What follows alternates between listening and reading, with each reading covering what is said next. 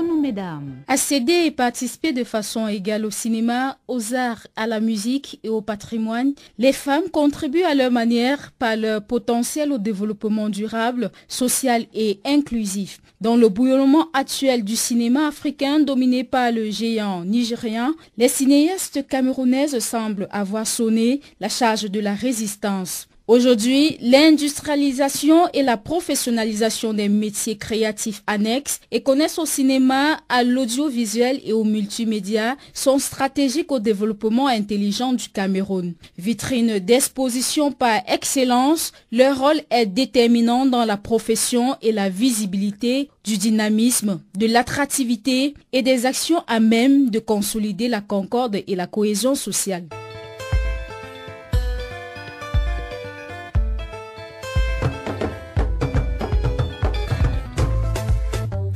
Femme, femme, femme, femme, femme, femme. Femme, femme, femme, femme, femme, femme. Femme, femme, femme, femme.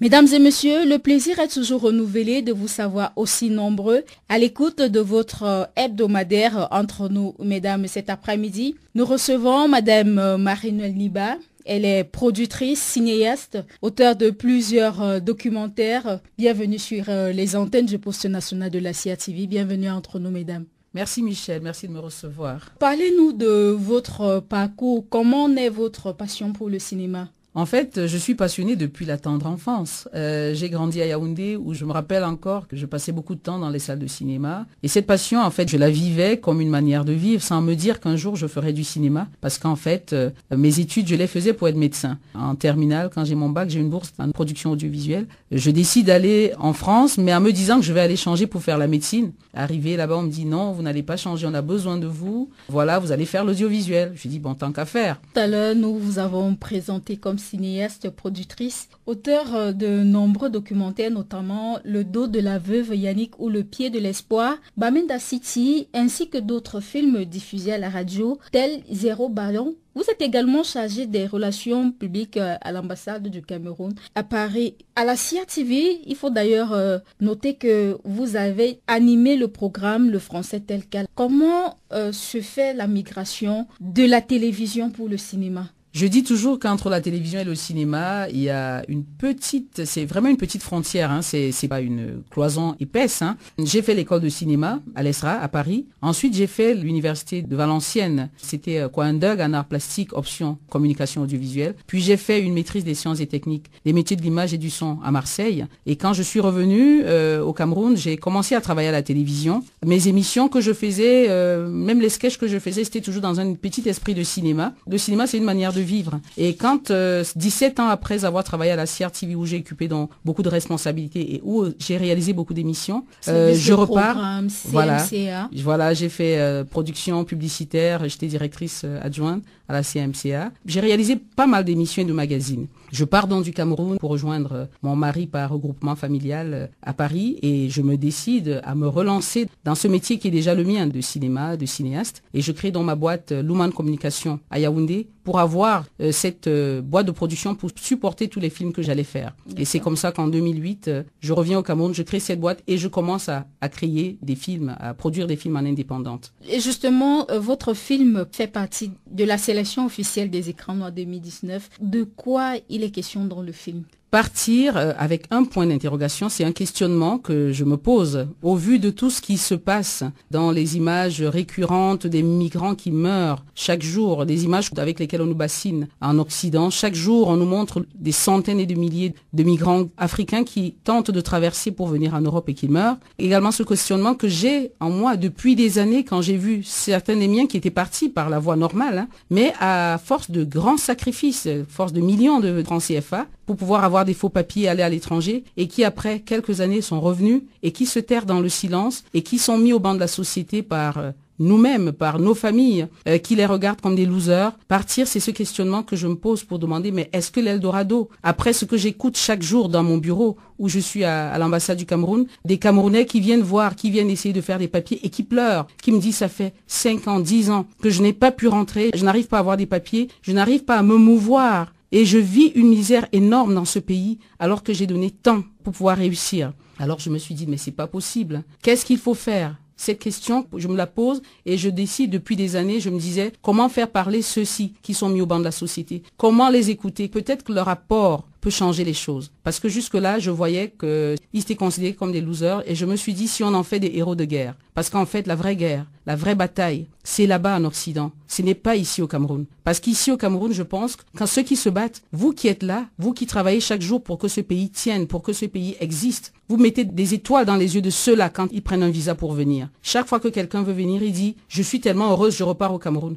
Mais pendant ce temps, pendant qu'il est là-bas, qui tient le Cameroun? C'est les personnes qui se battent. Dans ce film, je fais parler ceux-là pour dire, ils ont eu le courage de rentrer. Ils sont allés se battre, ça a été plus fort et j'en fais des héros. Je dis ceux-là, c'est eux les vrais héros. Parce qu'ils ont le courage d'affronter le regard de ceux qui sont restés et qui les découragent lorsqu'ils veulent rentrer. Des familles ont mis de l'argent pour t'envoyer à l'étranger. Quand tu dis, après plusieurs années, je n'en peux plus, généralement on dit non, mais ne rentre pas. Il faut que les autres te retrouvent. Tu as beau leur expliquer que tu souffres, ça ne compte pas. Et là, je donne la parole à ces personnes qui se sont terrées dans le silence, qui rasent des murs, qui reçoivent des colibets chaque jour, des moqueries, et qui sont traumatisés depuis qu'ils sont rentrés, alors qu'ils ont besoin qu'on leur tende la main. Je leur tends le micro. Et sur des années, j'en ai suivi comme ça. J'ai fait parler Stéphane, qui était mon frère adoptif. J'ai fait parler mon cousin Léo, qui est revenu aussi depuis plusieurs années. Et j'ai fait parler quelques Sénégalais. Je suis allée jusqu'à Saint-Louis à Dakar. J'en ai rencontré quelques-uns qui vous racontent ce qu'ils traversent. Parce que... Rappelez que le film est également tourné au Sénégal.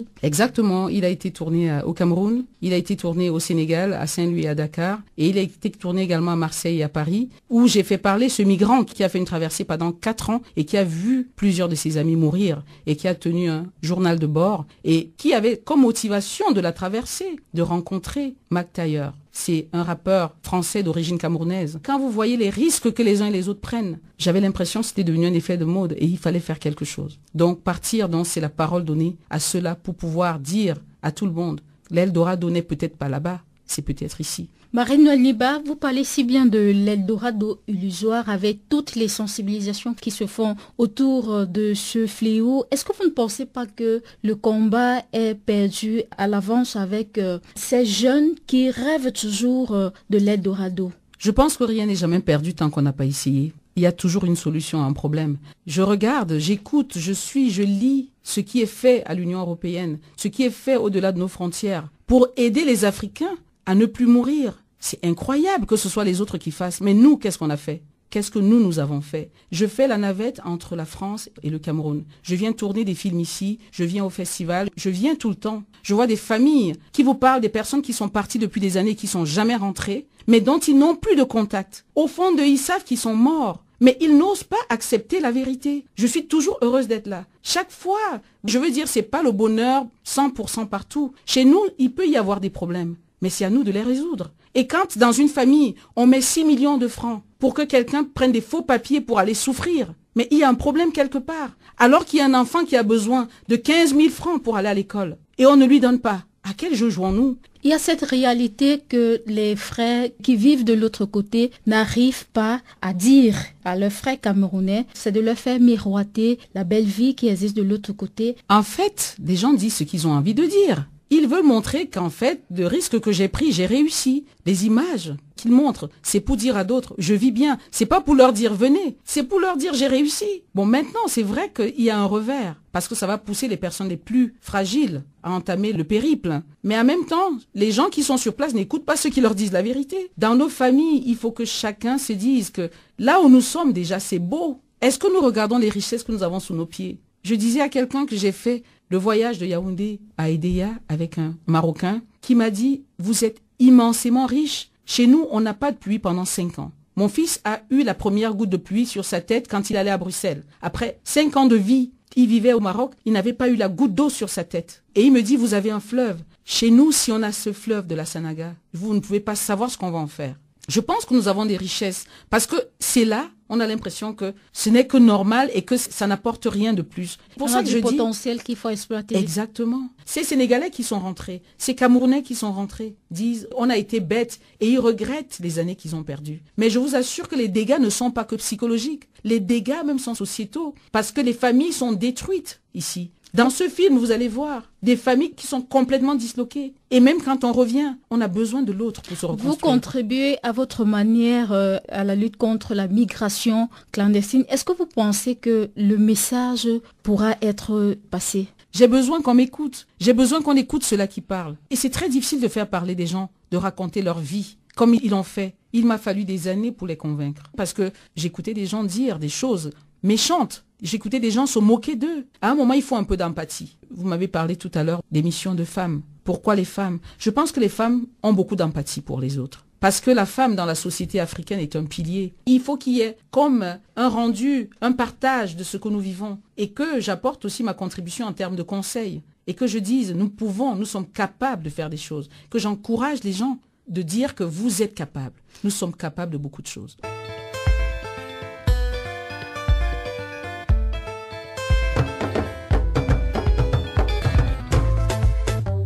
Femme, femme, femme, femme, femme, femme. Femme, femme, femme, femme, femme, femme. Femme, femme, femme, femme. Mesdames et messieurs, si vous nous prenez à l'instant, vous êtes sur le poste national de la CIA TV à l'écoute de votre magazine Entre nous, mesdames. Nous l'avions dit à l'entame, nous recevons cet après-midi Marie-Noëlle Niba. Elle est cinéaste, productrice, elle est également chargée des relations publiques à l'ambassade du Cameroun à Paris. Marie-Noëlle, aujourd'hui, quel est le regard que vous jetez sur le cinéma camerounais?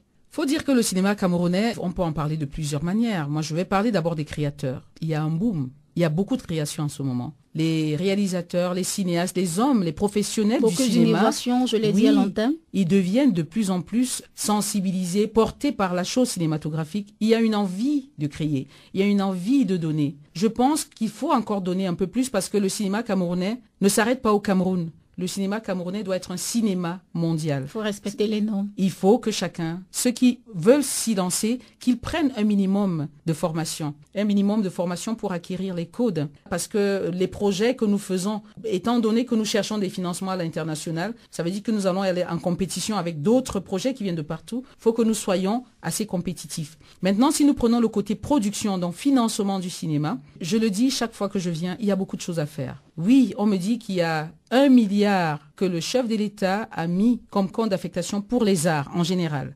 Mais le cinéma lui-même a combien dedans? J'ai eu l'information que c'est 150 millions. Si je veux dire, c'est dérisoire. Quand je dis dérisoire, c'est que le cinéma n'a pas été créé au Cameroun. Le cinéma a été créé ailleurs. Nous, on ne fait que rentrer dans le cinéma. Et ça coûte énormément cher. C'est vrai qu'avec aujourd'hui les petites caméras, avec l'électronique, comment dire, tout ce qui est virtuel, le numérique, voilà, merci. Avec le numérique, ça coûte de moins en moins. On ne peut pas travailler seulement au niveau camerounais. Quand vous devez louer une caméra ou alors louer un matériel, comme nous n'en fabriquons pas ici, vous devez faire venir ça de l'étranger, ça coûte cher. Si vous voulez vous retrouver sur la même plateforme que les gens qui utilisent des équipements et qui écrivent des grands projets en groupe, qui payent les gens qui travaillent avec eux, qui motivent les gens par un bon paiement, à un moment, il faut qu'on mette un budget conséquent. Au Cameroun, je me rends compte qu'on n'a pas encore réalisé parce que, comme je dis, rien ne s'invente ici. Je prends toujours l'exemple du Sénégal qui était comme nous, qui aujourd'hui, le Sénégal met 2 milliards de francs CFA à la disposition du cinéma sénégalais. Et ça veut dire que chaque Sénégalais qui apporte un beau projet, on lui donne jusqu'à 200 millions pour l'accompagner parce que nous avons des budgets qui coûtent des centaines de millions de francs CFA. Pour le cas d'espèce, ce film que j'ai fait, quand je dis à quelqu'un que ce documentaire, qui n'est qu'un documentaire et qui coûterait moins cher qu'une fiction, avait un budget estimatif de 346 000 euros. On me regarde, on me dit, mais vous avez beaucoup d'argent. Non, c'est pas que j'ai beaucoup d'argent. C'est ce que je vais chercher à trouver pour pouvoir aller au bout de ce film. Et ce film, parce qu'on n'a pas eu tous les financements, on n'a pas eu les financements comme il faut, on a dû faire un financement participatif Kiss Bang Bang et j'ai eu 350 personnes qui ont contribué 22 000 euros pour m'aider à terminer la post-production du film. Et j'en profite pour leur dire merci. C'est pour dire que le cinéma coûte cher. Il faut que le Cameroun se réveille. Parce que on peut avoir les meilleurs créateurs, les meilleurs écrivains, les meilleurs scénaristes, réalisateurs professionnels. Mais si on ne met pas les moyens qu'il faut, nous, quand on va devant les guichets conventionnels et que vous dites plan de financement, on vous demande qu'est-ce que votre pays a mis pour vous accompagner. On voit, vous écrivez que le ministère va mettre 10 millions. Va mettre 10 millions parce qu'il ne met même pas. Va mettre 10 millions. On se moque de vous. Parce que quand le Sénégalais, lui, vient là, comme Alain Gomis, il met que le ministère a mis 200 millions pour son film avec une lettre d'accompagnement. je vous assure que tous les guichets l'accompagnent. Mati Diop, la Sénégalaise, vient de remporter un prix au Festival de Cannes avec son film Atlantique. Quand vous entendez que son film a coûté plus de 800 millions de francs CFA et que son pays a mis plus de 200 millions, et évidemment, elle peut avoir les financements des autres. Donc je vais dire, il n'y a pas de magie. Je demande aux producteurs de continuer à produire, mais j'en appelle à nos autorités, au gouvernement, de trouver un moyen de voter un budget pour le cinéma. Parce que le cinéma, c'est le 7e art qui regroupe tous les autres arts. Aujourd'hui, le Nigeria, il y a Nollywood. Après nous, ils sont devenus numéro 2. Quand on parle de l'Inde, on parle de Bollywood. Pourquoi notre Collywood ne peut pas être soutenu? Il faut des moyens pour faire du beau cinéma. Et je crois qu'aujourd'hui, il y a une possibilité. Il y a beaucoup de créativité qui est mise en branle. Nos réalisateurs, nos cinéastes, de plus en plus veulent faire de belles choses. Mais ils ont besoin de soutien. Il y a cet engouement. Voilà, il y a un très grand engouement. Il faudrait que les gens viennent en salle. Pour que les salles fonctionnent, il faudrait qu'il y ait des gens qui viennent payer pour aller voir des films. Et là, l'exploitant de la salle va avoir les moyens de faire tourner sa salle. Mais si, déjà nous prenons le cas des écrans noirs qui se tiennent chaque année, et vous avez des films qui viennent de partout, qui vous ont servi. Mais malheureusement, les salles sont vides. Les salles sont vides. Elles sont vides. C'est scandaleux.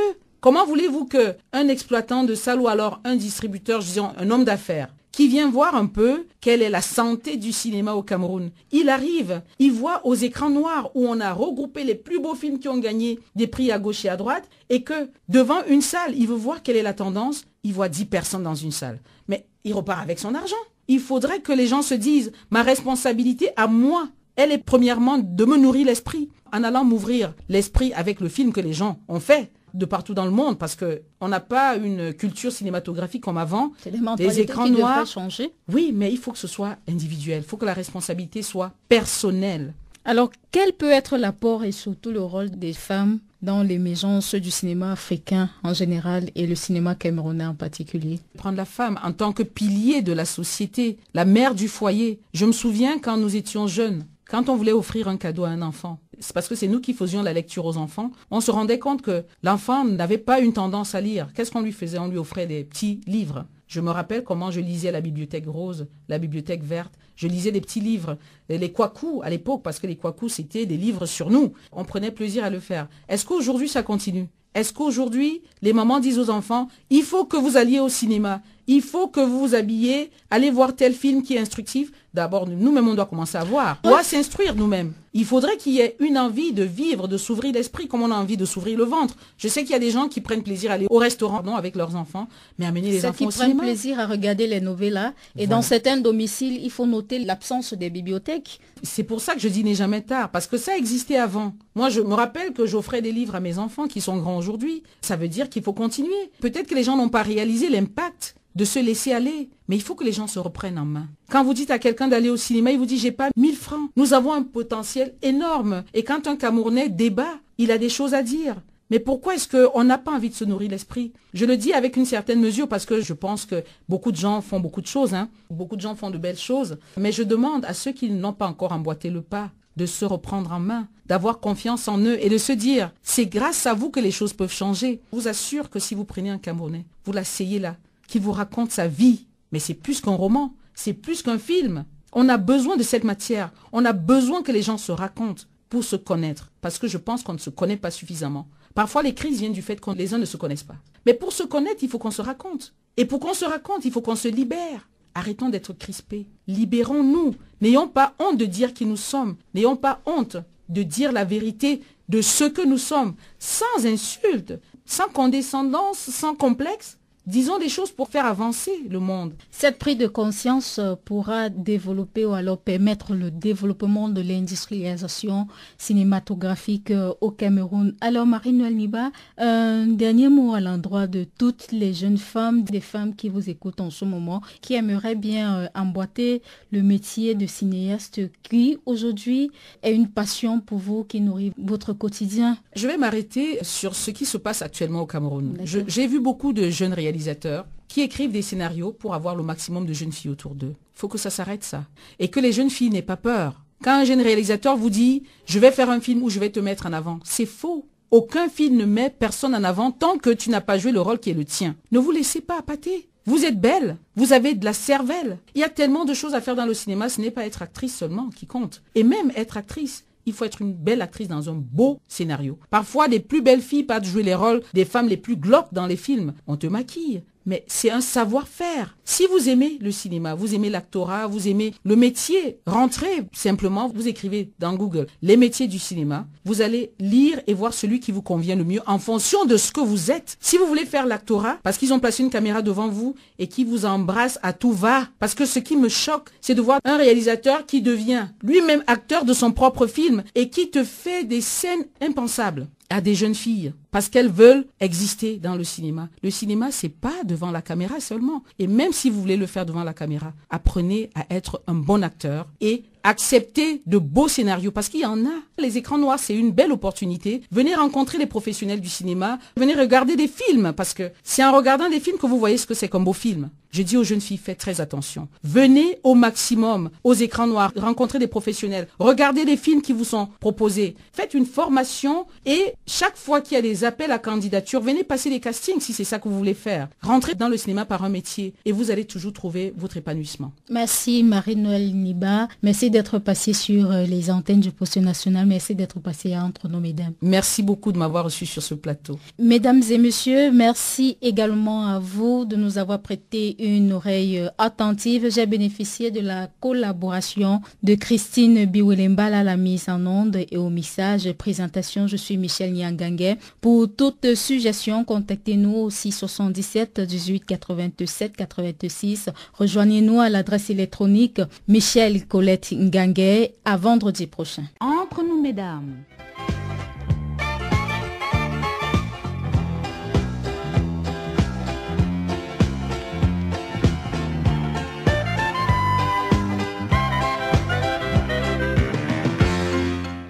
Entre nous, mesdames, le magazine féminin.